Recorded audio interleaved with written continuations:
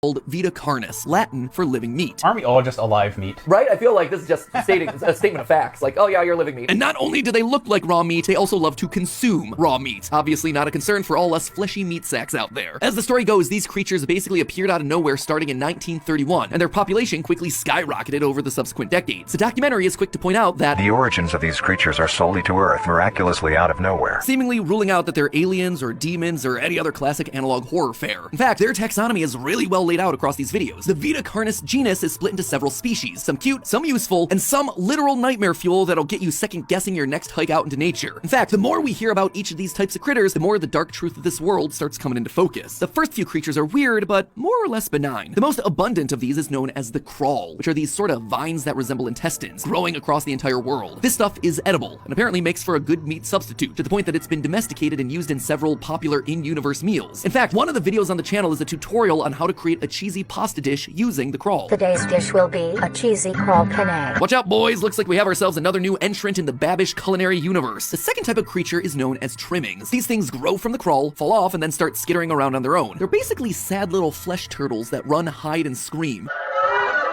Next up is my personal favorite of the bunch, the meat snake. Look at this one-eyed monster.